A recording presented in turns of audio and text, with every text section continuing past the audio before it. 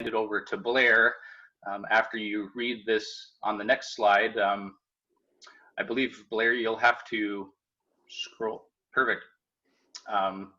Yes, so all this disclosure page says is that everything that you're going to hear from this point on, especially on Blair's part, is completely false.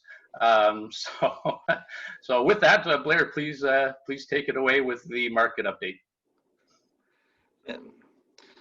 Good morning, and thank you everyone for joining us, and thank you again, Pam, for the opportunity.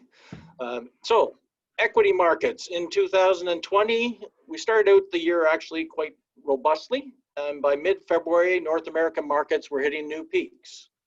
However, as of March 12th, both the US market, as measured by the S&P 500, and the TSX had fallen by more than 20%, and thus ended the bull market that started on March 9th, 2009, which saw the S&P 500 rise by 364%.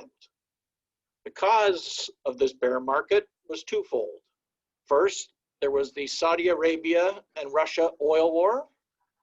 And then, more importantly and more continuing, is the global response by governments whereby they ordered the shutdown of various activities in order to combat the COVID-19 pandemic. As at the bottom of the bear market on March 23rd, the US market was down 34% and the Canadian market had fallen by 37%. Since that time, as you can see in dark green, and it is squeezed over to the left on this slide, markets have recovered, and actually by August, the US market and the global indices have fully recovered from the bear market. Why did we see such great rebound or such a quick rebound? First, the oil price war is over. It's done.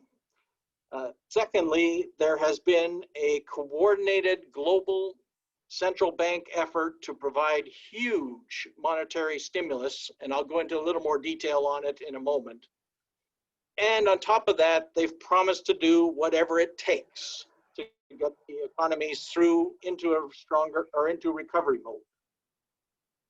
On top of that, governments have provided fiscal stimulus designed to offset, in some areas, they've tried to target to offset or exceed the amount of economic impact from their closure orders. We are, of course, seeing in the US some delay in their continuing of the promises to provide stimulus, but nonetheless, the stimulus has been significant. In addition, to help the markets rebound quickly, in the second quarter, while we did see the worst economic numbers since the Great Depression, most part they were significantly better than was expected or forecast. And while individual companies and individual parts of the market, such as the hospitality industry or travel industry, have seen their earnings crushed, on an overall basis, earnings have been coming in much better than expected. Unfortunately, during the period of February to April this year, North American money markets saw a huge flow increasing by half, or over $1.3 trillion, and trillions more poured into Canadian and US bank accounts. This represents the same as happened in 2008, whereby most investors have missed the once-in-a-decade opportunity to buy low. How much was the stimulus? These graphs give us a comparison of the COVID-19 measures versus those that were employed during the global financial crisis. Of key interest, or what I'd like to mainly focus on, is on the right-hand side of the screen, the central bank activity. What you can see here is that, for example, the Federal Reserve has delivered over double the amount of stimulus during this short period of time this year compared to what it delivered from 2008 through 2011 for the financial crisis. This represents the primary driver of why we saw such an immediate rebound in the stock markets. There is continuing discussion around the disconnect between equity markets and economics. However, markets have always been a leading indicator. And you will note here that while the unemployment numbers spiked upward and then started downward, and while the purchasing manager activity was just gradually rising upward, all of these trends, as far as an improvement, are reflected from the rise in the stock markets. Additionally, when you purchase a stock or when you own a stock, you're entitled to all of the future earnings of that company. And so when you look at a 30, 50-year potential time horizon for a particular company and bring back those earnings, the impact, even if it's 1 or 2 years of pandemic slowdown, generally should not have had the kind of impact that we saw initially in March. As Ben Graham stated, in the short run, the market is a voting machine. In the long run, it's a weighing machine. And so what we saw in March is everyone scared, huge amounts of uncertainty, no idea as to what the response would be from central banks and governments.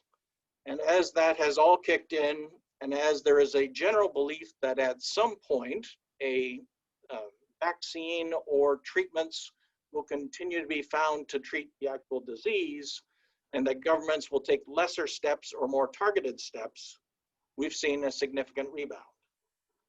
Looked at another way, this is an analysis that the Royal Bank does on an ongoing basis. And you'll see on the left-hand side that they are indicating that the S&P 500 is what they call fully valued, which is to say that based upon interest rates and other parts of the market, the valuations in the US are right about the middle of the range that they would identify. You can see, for example, back in the late 90s during the tech bubble, the market was above this level for a period of time. In contrast, when you look on the right, you'll see that the Canadian market is somewhat undervalued on this basis. Why is the US market so much stronger?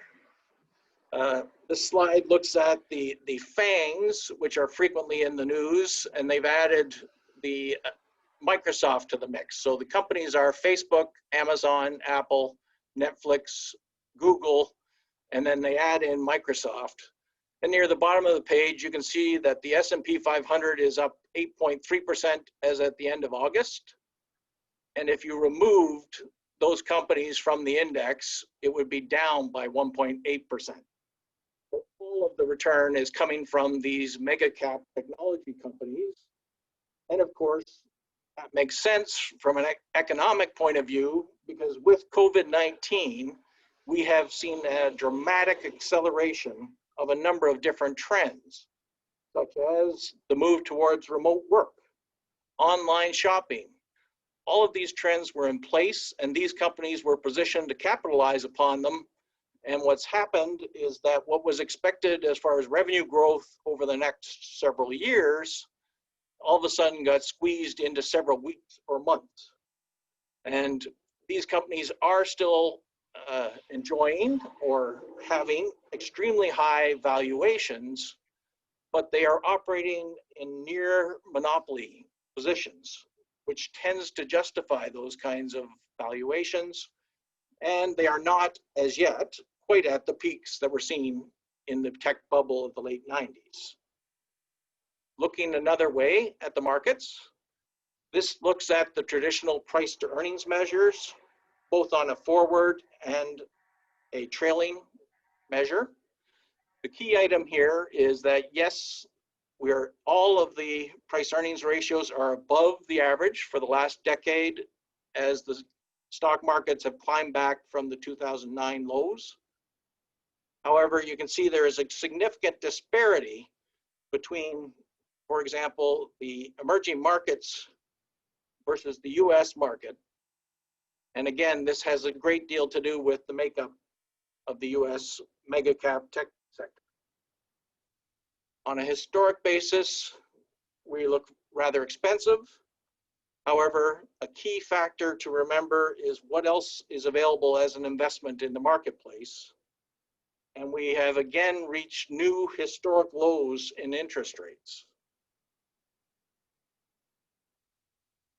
Here, we'll talk about the current interest rate environment.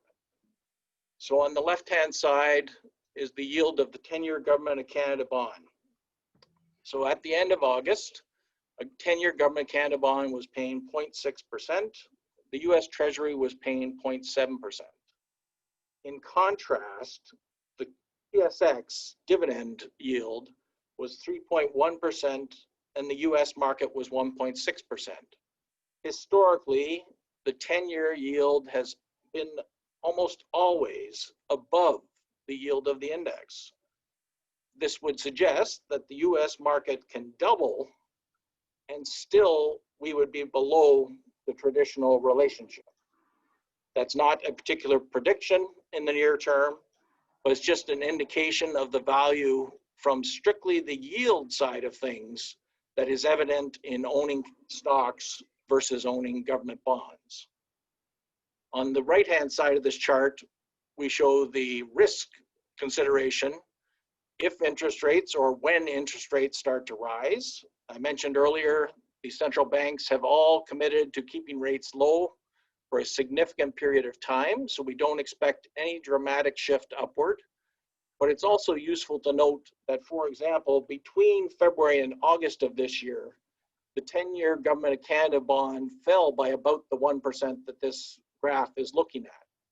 So it has added during that period about that 8.97 or 9%. So the price has gone up by about 9% in that short period of time.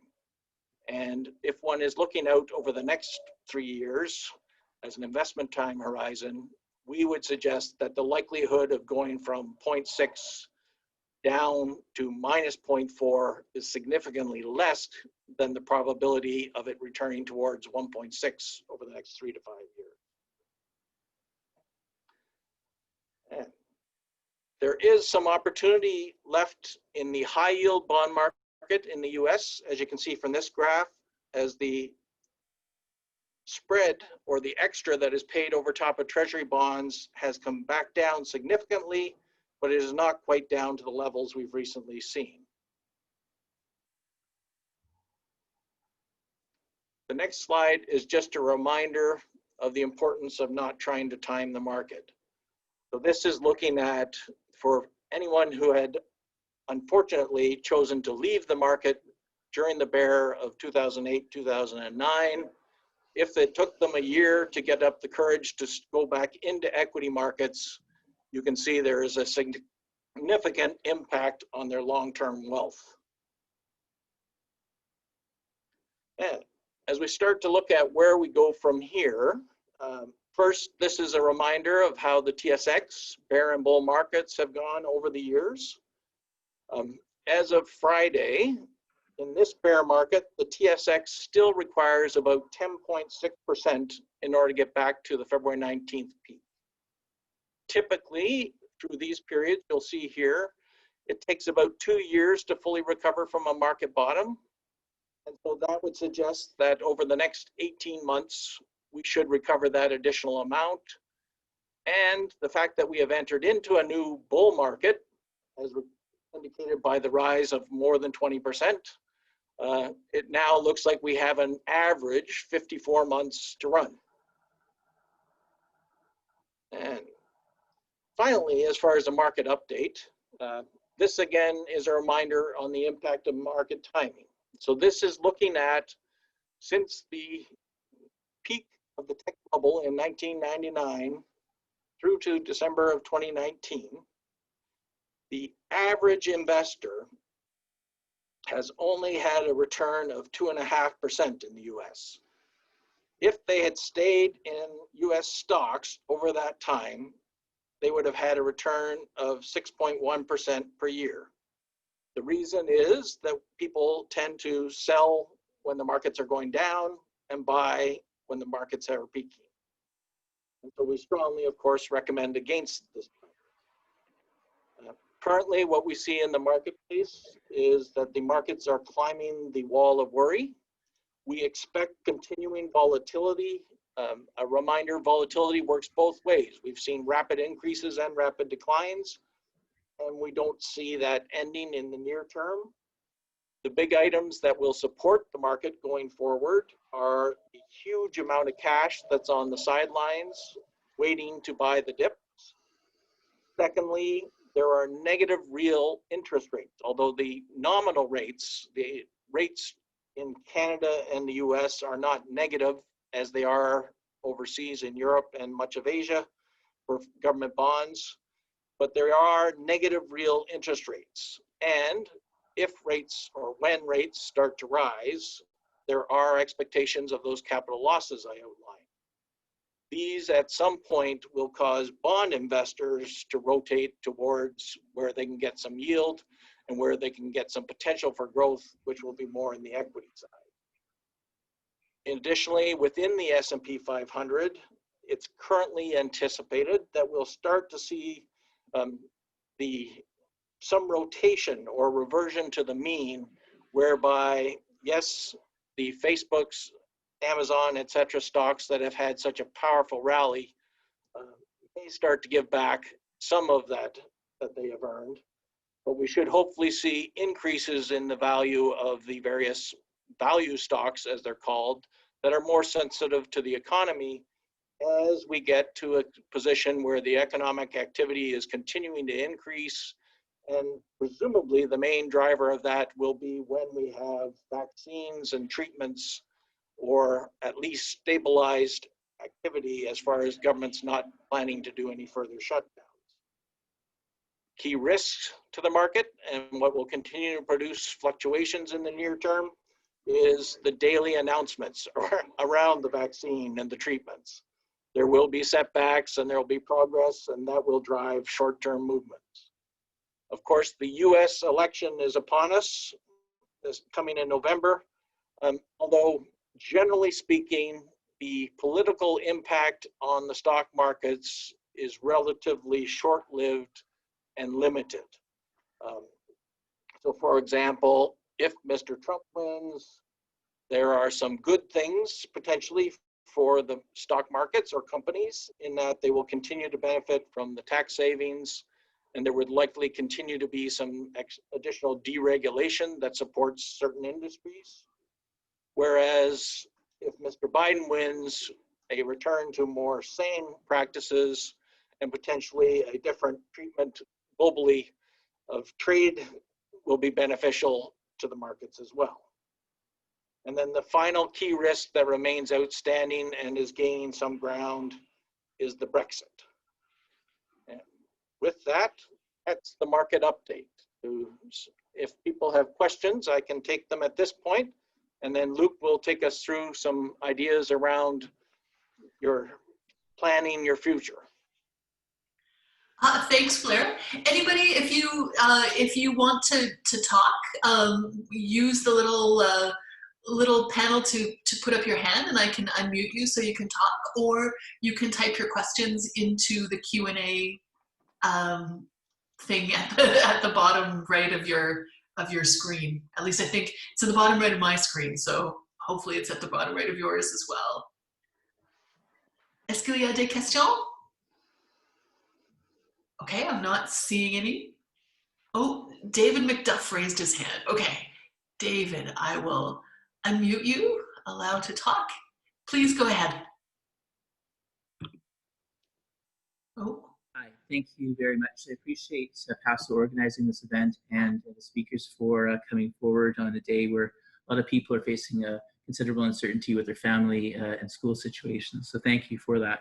My question, I might be jumping ahead a little bit, but I do have to leave early for an 8:45 call. So if you can address this, maybe at a later stage in your presentation, but I would like to know your views on options for people who are looking for low risk, low cost. So I appreciate what you're saying about the volatility and you have to ride that out, but not everybody wants to or needs to.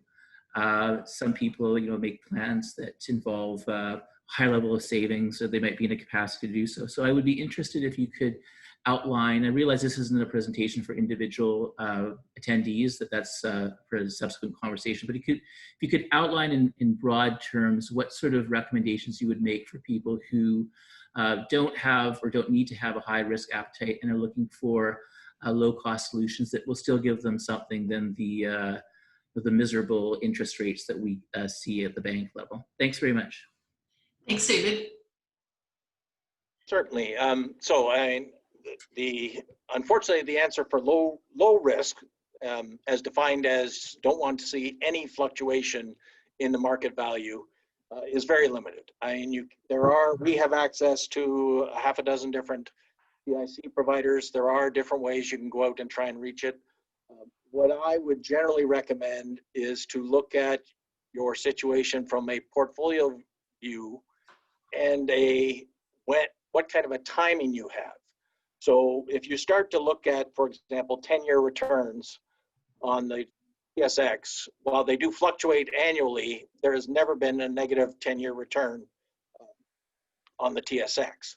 So low risk from the standpoint of don't lose money, you can still include a small portion in your portfolio that gets you some return and complement that or put that with an amount that is in the basically guaranteed returns, which are all currently guaranteed to produce a loss after inflation and taxes.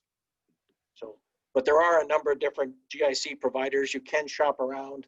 There are sales from different savings accounts. We do have members who are using those methods and seeking out the different plans that are available that do provide some help as far as an incremental increase. And I mean, when you look at, say, a bank savings account at a 0.05, getting 0.2 is 4 times as much. But again, it goes back to, it depends on your definition of risk. And we would suggest that some of the things, like I mentioned, the high yield bonds, or others that are floating rate loans, which are similar, they offer a very sizable, reasonable interest rate return with less fluctuation than stocks. And of course, we're a mutual fund company, so we aren't into high risk as far as buying individual stocks or looking at options or all of those types of things, which are off the scale of risk as far as mutual fund. But certainly, if you wish to contact us, we can point you towards a few different options, but none of them are attractive at the moment.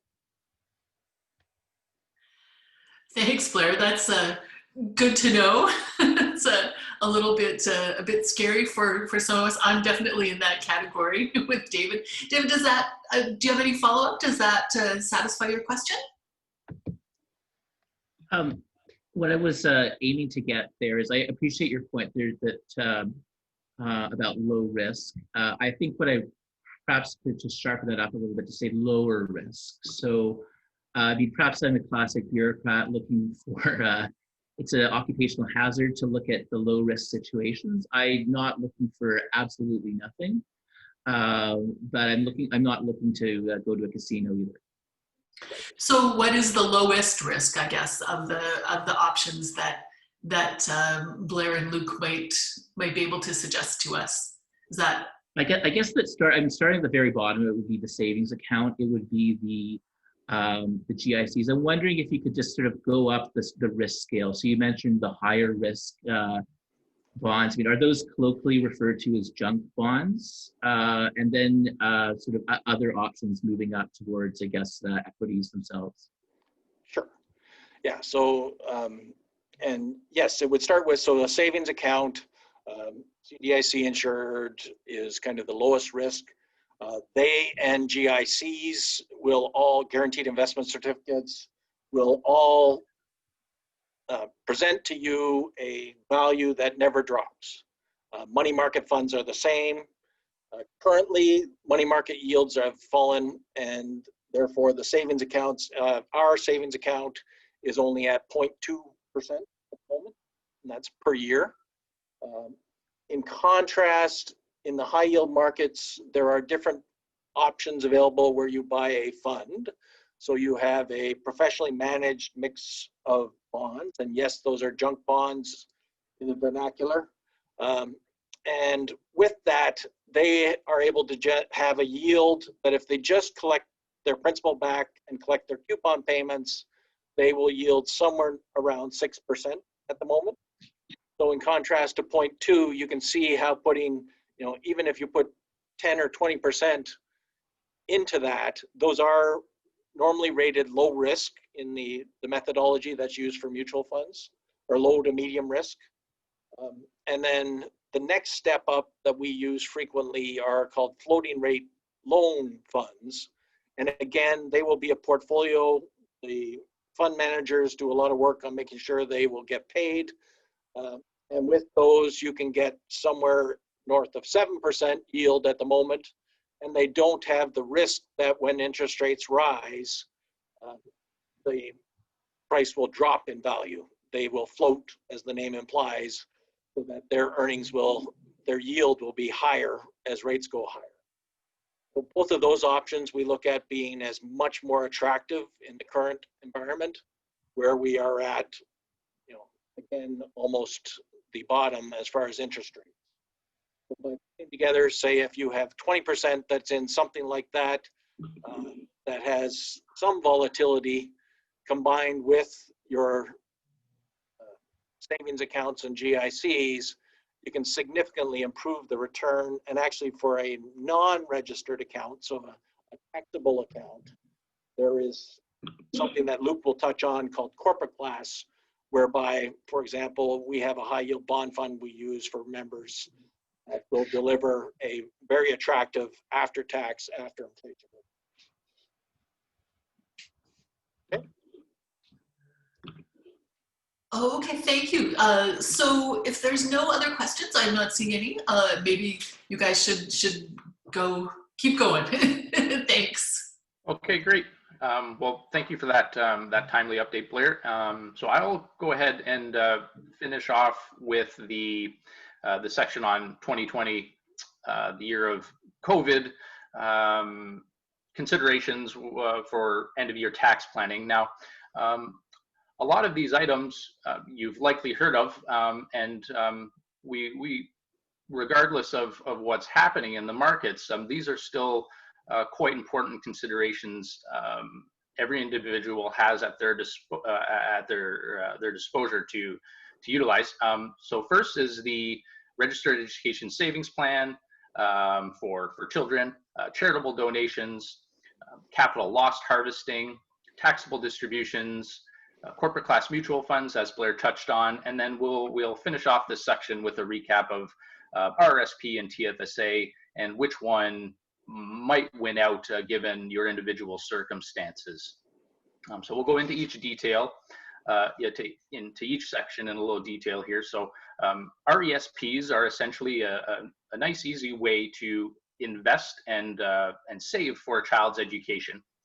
So the Government of Canada provides a very attractive grant, the Canadian Education Savings Grant of 20% annually on the first $2,500 that's deposited into the plan.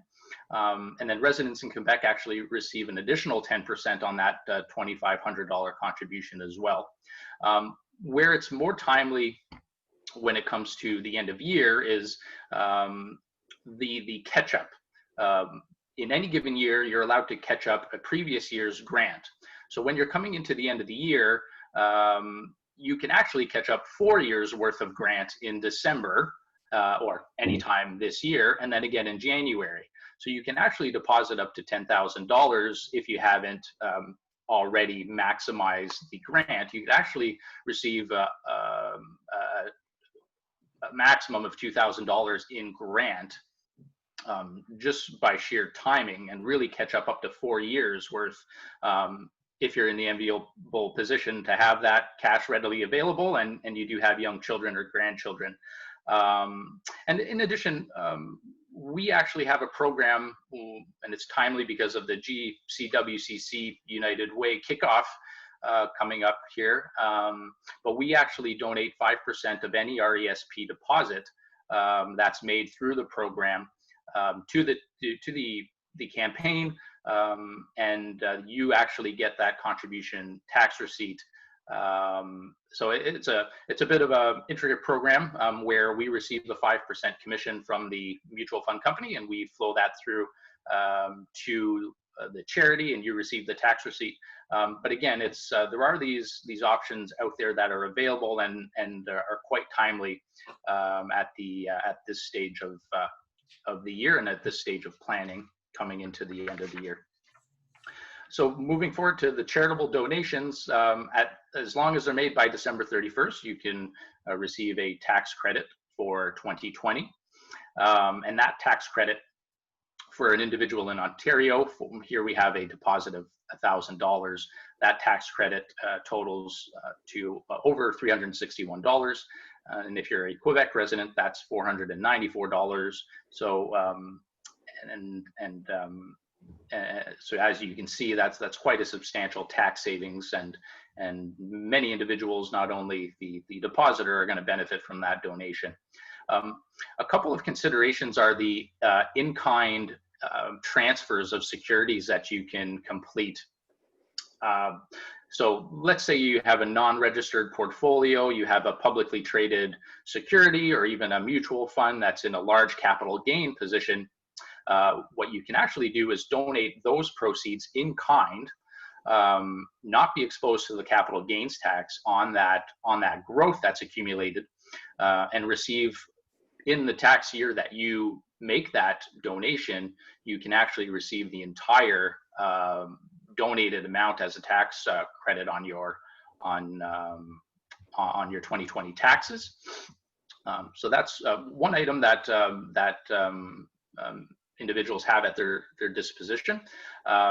Another is actually, they're essentially called charitable giving programs. Another name is donor advised funds, whereby you can hold investments within a charitable foundation or a public foundation. We use various mutual fund charitable giving programs where, again, you donate to the program, you receive the tax credit for the entire amount. The capital gains tax, again, is not there. It's one of the main benefits as well of doing this, is you don't pay the capital gains tax. But then you actually create this this foundation where you can deposit to various charities throughout the years and have these accounts essentially grow and perhaps even be administered by heirs in the future. So if you're in the enviable position of being able to do this, we're certainly seeing more and more use of these, and they're not readily talked about in the marketplace. So we did want to mention those two here for 2020. Now, one item that may be of interest, now it would have been more of interest in February and March, or March and April, sorry. As Blair mentioned, the recovery has certainly taken hold. But that said, there are still pockets of the markets, perhaps in Canada, or perhaps if various mutual funds aren't exposed to that little company at the corner of Albert and Elgin in downtown Ottawa, that there may be still significant losses in portfolios. So if you are in this situation, capital loss harvesting involves selling the investment with the loss around year end to essentially offset capital gains that you've realized elsewhere in your portfolio, or you can even take it back up to 3 years, and you can carry it forward indefinitely as well. And superficial loss doesn't, tax loss selling doesn't mean that you stay out of the market and you crystallize that loss. For instance, let's say you're buying ABC Canadian Equity Fund, you're selling ABC Canadian Equity Fund at a loss. You can, the day after or even the same day, buy XYZ Canadian Equity Company and continue to be exposed to the market. So it's the triggering of the loss on paper, as opposed to crystallizing a loss and never being invested again. So a couple of things we want to highlight here are superficial losses. So these occur if you sell an investment and then buy the investment within the same investment within 30 days. or if you sell the investment in let's say, for example, under your name, and then you buy back the investment under your spouse's name. So there's a couple little caveats to what we're saying here. There are these superficial loss rules that you need to account for. What may be a little bit more timely as well coming to the end of the year are taxable distributions, as many money managers have been buying and selling and are reallocating towards perhaps more value-oriented stocks where valuations look a little bit less expensive, or positioning their portfolios to the future, because as Blair had mentioned, there's quite a lot of volatility in the first 3 months of the year, in the first 3 quarters of the year here. So what to look out for are large capital gain distributions or large dividend distributions coming towards the end of the year. And again, here we're talking in non-registered investments, as all income or all dividends or all gains within RRSPs are tax deferred or tax-free in a tax-free savings environment as well. So when we're talking about these distributions, it only occurs in non-registered accounts.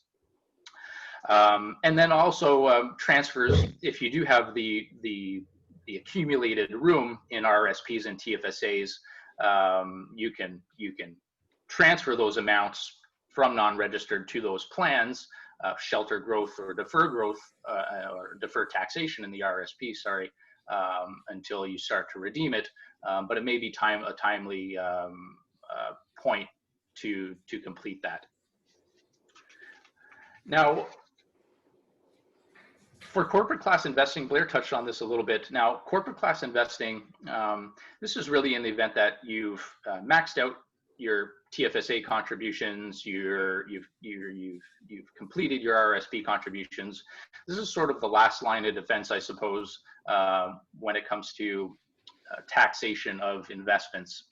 So corporate class mutual funds are essentially an amalgamation of for example, 20 mutual funds within a Canadian corporation. And you can have a Canadian equity, a global, an income fund, an energy fund, anything you want within that, anything that provider has within the structure can be purchased. Now, in the past, you were able to switch between those investments without triggering a capital gain.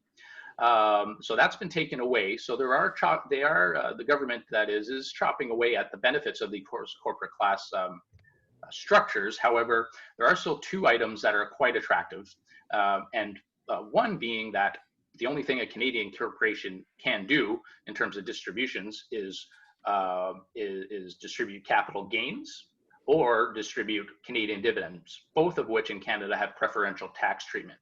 So in the event you're invested, let's say, in a global equity fund and that fund is distributing, well, not only do you have the benefit within the class of that distribution being redistributed towards all members in all funds and all holders, as opposed to just the single individuals who holding that fund, but your foreign income, which otherwise would be taxed at 100%, like in this graph here, it's taxed in the same way as interest income in Canada, 100% at your marginal tax rate.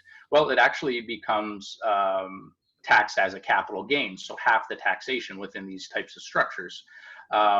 So again, these are sort of the last line of defense. They're against taxation. We don't believe that they're going to be in existence forever. Even some companies are closing them down. But as long as the benefits are there where you can take losses from one fund and match them against the gains of another, or reclassify some foreign income here, these are still quite beneficial, and we recommend these to individuals in non-registered format. So just finishing off here with a quick TFSA RRSP discussion. As you all know, RRSPs are registered retirement savings plans and tax-free savings accounts, or CELI en français, les comptes d'épargne libre d'impôt, sont vraiment juste 2 véhicules pour accumuler des sommes pour la retraite. And these change depending on your current situation, your financial situation, your stage of life, your savings goals. Both plans are beneficial and both have various advantages. And it really depends on your personal circumstances as to which one is more beneficial for each individual. But just to recap, the tax-free savings account, you can shelter up to $69,500 today if you don't have a TFSA and you have that contribution room there. All money inside of the TFSA is completely tax-free. There's no tax on dividends or income or capital gains, and you can redeem that amount at any time throughout the year. The only caveat is you can only redeposit the following calendar year. Where this is quite beneficial is when you look at it on a TFSA versus a non-registered investment basis where there's taxation on those distributions. We have a quick example here of a 9.3% return. Names and faces and some new ones. I've just come back. I'll continue. I'm not. It was actually 3 weeks, and I wish I was still there. Sorry, I'm just going to find this whoever's talking and mute them. There. Sorry about that, guys. Keep going. No problem at all. So again, 9.3% over a 20-year period. You've deposited $10,000 in in a TFSA or a non-registered account. So after that 20 years and that 9.3% return, which may seem high, but that's actually the historical compounded return on our own Canadian equity product that was formed by members of Trade and Commerce. That $10,000 grows to $59,000 over that 20-year period. And in a non-registered account, that's just over $32,000 for a difference of $26,867. So just by the sheer fact of not paying that tax on the distributions, having the amount sheltered for the long term, you see the benefit. The benefit is certainly there. Now, where the RSP differs is as you know, in the year that you make that RSP contribution or the first 60 days of the following year, you can receive a tax deduction for that contribution up to 18% of your previous year's income, or $27,230. Now, this also doesn't take into account the pension adjustment for yourselves and other public servants. So your amount is typically quite lower than this to adjust for individuals who don't have the same type of pension plan. But that said, the main benefits are the tax deductibility of the contributions. Your savings are tax sheltered. The growth grows until you actually have to redeem it out of the plan, and this essentially defers that tax until that point, and likely redeeming at a lower tax rate in retirement. So many people ask us, which is better?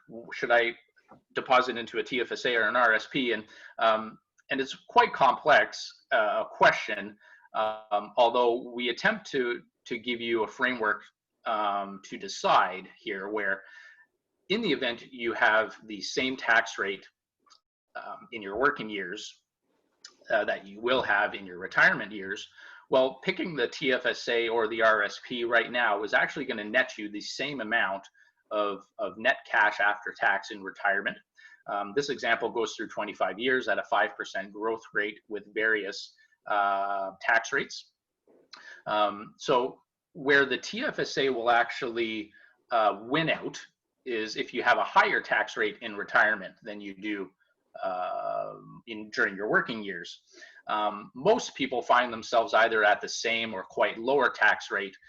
So the RRSP still actually wins out on a tax basis now versus the TFSA. And certainly public servants and their pensions, when you amalgamate pensions, investing, CPP, and OAS, typically you're looking at either the same or slightly lower tax rate. So you certainly find yourself in the first four columns there, which would suggest that the RSP is actually still winning out when it comes to your net cash or the net amount at the end of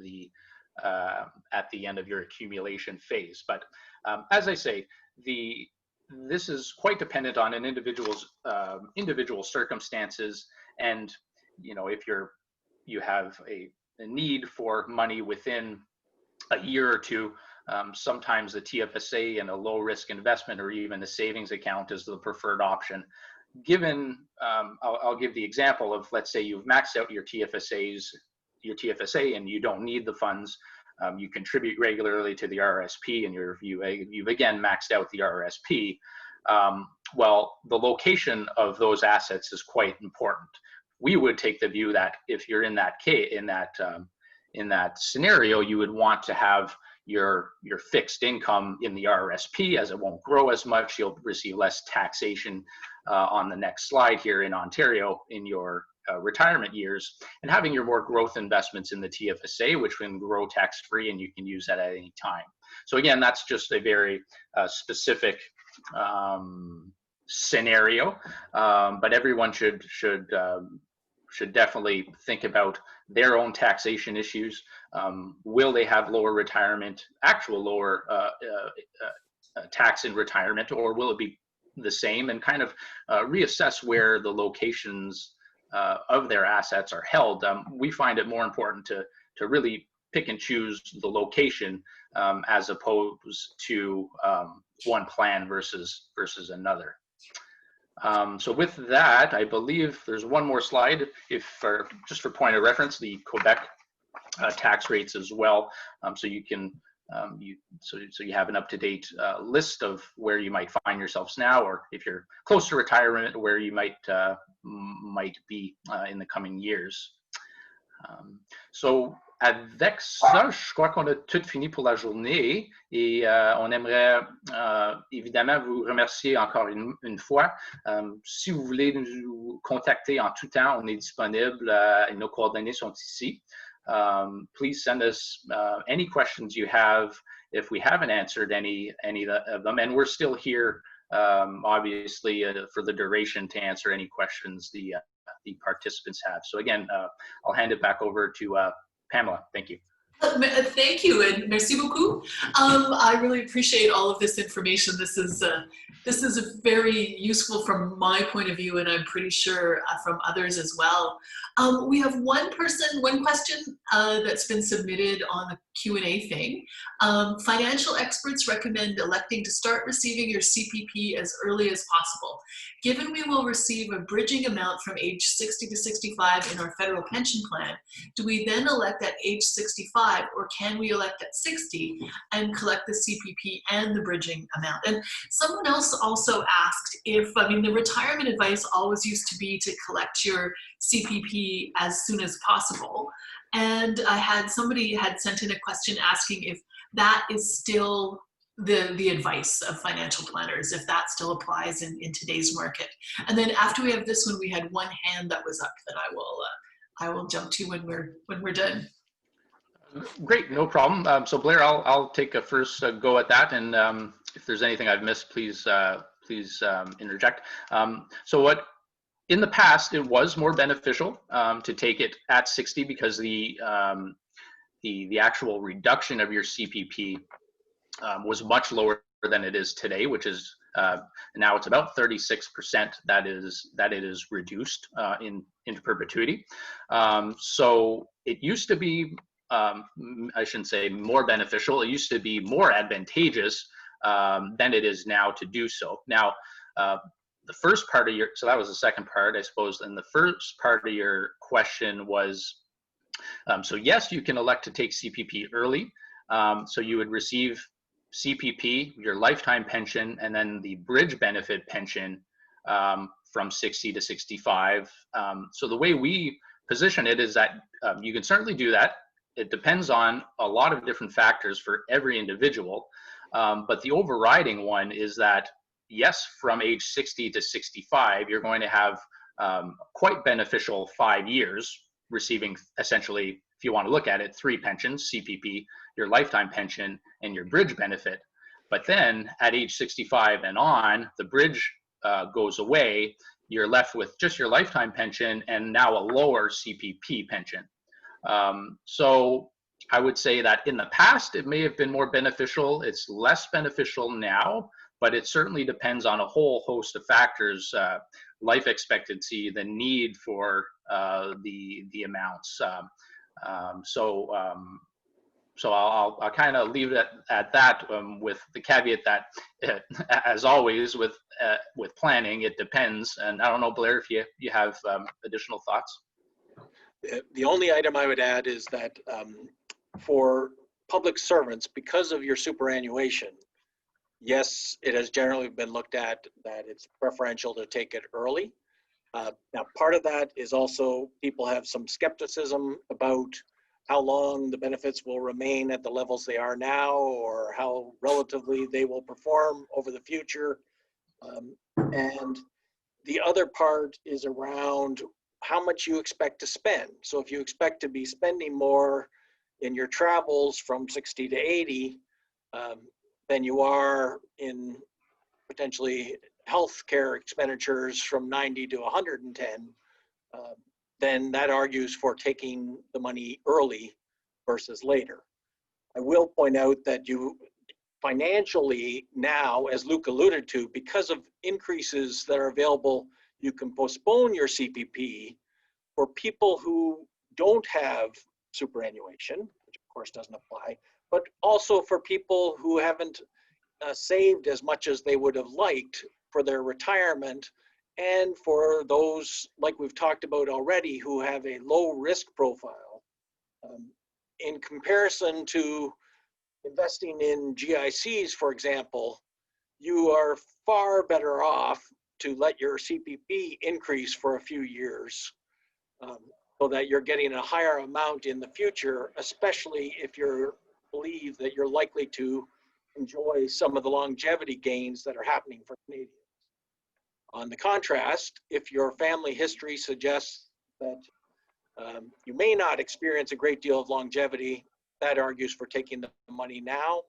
The final item has to do with your CPP benefits and OAS.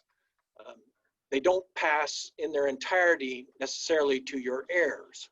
Whereas if you have investments in TFSA or RSP, those will pass to your heirs, and especially if it's your spouse, they pass exactly as they are. So if you are looking at the potential of a spouse living much longer than yourself, or having heirs that you want to maintain a certain amount of money for, that argues for taking the CPP early as well. And so, as Luke alluded to, it depends on your individual circumstance, and we actually will do a forecast for many people that looks at what your superannuation will be, what's the impact of taking early versus late CPP. Oh, okay, thanks very much. I see we have Danny Barrar has asked to do a question, so I'll just unmute him. Danny, I think you need to go. Please go ahead. Sorry. Thanks, Pam. Just a quick question on that spousal subject. I was wondering, what the interplay is, what the strategy is when you have the one spouse is employed by the public sector and has the pension, and the other spouse is in the private sector. Should all the RRSPs and other vehicles be in the private sector spouse's name so that they're protected in case the public sector spouse passes away, they lose half the pension? And of course, we have less contribution room anyways because some of it's taken up by our pension. Thank you.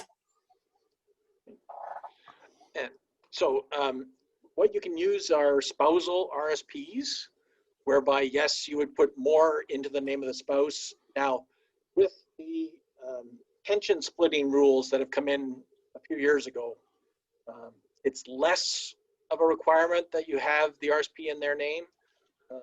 And as I mentioned a moment ago, in the event that you pass away, if you have RSPs, they can transfer directly over to your spouse's RSPs. So it's not a huge impact at that point. The only time that having the more in their name, as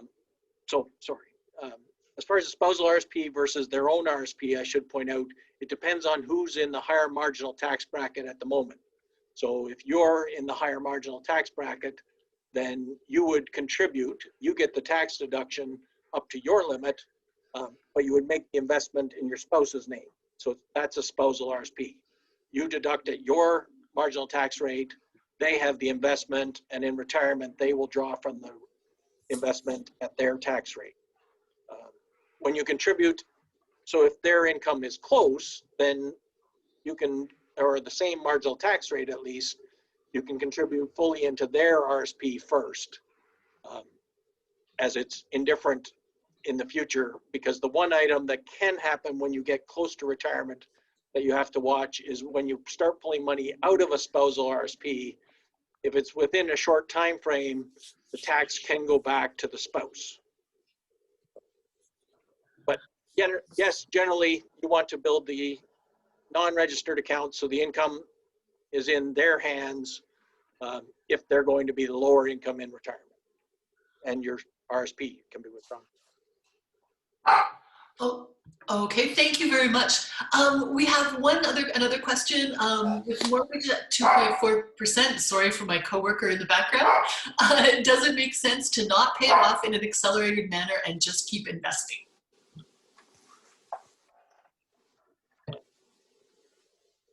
Can you guys give us your wisdom on that?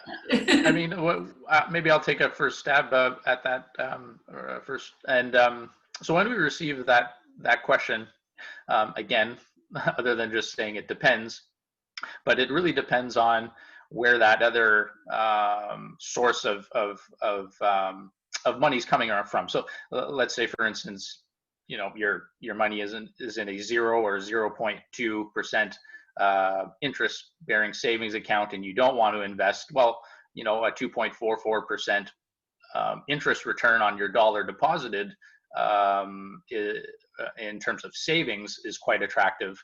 But I might say that if you're looking at current markets over the long term, that you're quite likely to get an additional return that's quite above that. So it really depends on your circumstances, but generally speaking, the keeping amounts invested would likely generate more than that interest rate at the moment. Oh, okay, thank you very much. We've hit, it's just past 9 o'clock. So normally, we book these breakfasts from 8 to 9, but Luke and Blair have agreed to stay on a little bit if there are more questions. So maybe I will give everybody a chance if you have questions, and maybe in the meantime I will ask my question, which I hope is of general interest to at least a few people out there. So, in the typical fashion, when I joined the Foreign Service at 27, they offered me the opportunity to buy back or to transfer my pension from Manitoba, where I had worked for the telephone company, to the federal pension plan. And it just seemed overwhelming, and the bottom line is I didn't do it. And now I have a chance, I can buy it back, but at a much higher salary, of course, than I was making, as a student. And I'm wondering, I mean, it sounds to me like given the market, given what's going on, that's going to be the best investment out there, even if it is costly. Would that in general still be your advice to people, to buy back years of service if they can? And yes, it generally is. The big thing is that when you look at buying back a pension, the return that you will get from that is based on kind of a balanced portfolio. So they're going to invest 60% equity, 40% bond, so that they deliver that 2% per year of service to you. So when you buy back, you are going to be guaranteed a rate of return that is attractive, extremely attractive relative to buying a guaranteed type of investment today. And if you look at your superannuation, it's a guarantee from the government of Canada to pay you so many dollars per year for life. Another way of wording that kind of an agreement with the government of Canada is a 30-year government of Canada bond. And today that pays something around 1%, whereas if we do the calculation for you on your buyback, you'll see you will end up with significantly more than that, assuming a reasonable life expectancy. Okay, and does it make a difference, I mean, when you intend to retire? Like if you intend to retire at 30 years versus 35 years, I mean, does it stop making sense if you intend to stay for the full 35, or does that affect anything at all? Yes, it would. What you'd have to contrast in order to make it, if you're going to stay 35 years, so you're not going to get anything for the buyback. So generally speaking, our advice would be, sorry, you have to retire early. You can go back on contract to the government and put more into RSPs. Right, right. Fair enough. Fair enough. Okay, thank you. That's what I had heard before. Maybe I'll just offer. Sorry, now my coworker is digging. I will one last chance for people to pose questions or comments.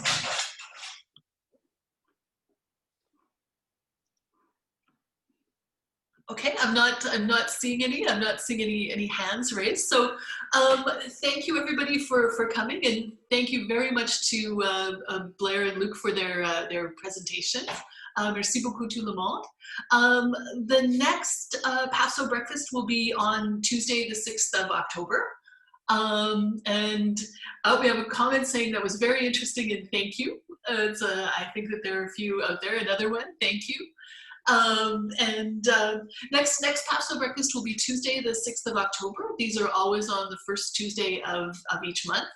And we will be talking about the full-time presidency project and what our recommendation is from PAPSA, which is we are going to be asking people to approve extending the pilot for 1 more year to give everybody a better opportunity to assess what's been going on and to make a decision in something that will hopefully be a little bit more of a normal environment by that point. But we will be following up with material and everything for that. And before we go, I would just like to ask everyone to spare a moment to think about our friend and colleague, Michael Kovrig, and fellow Canadian Michael Spavor. Our colleague, Michael K, has been in custody now in a Chinese prison for 637 days. And PASO is working to keep that issue alive and to make sure that he is not forgotten. So thank you everyone for coming. Merci beaucoup tout le monde. If you have other questions, please don't hesitate to contact me. I can put you in touch with Luke and Blair, or you can contact them at the information here on their presentation. And I hope to see you all next week. So thank you very much, everyone, and au revoir. Bye-bye.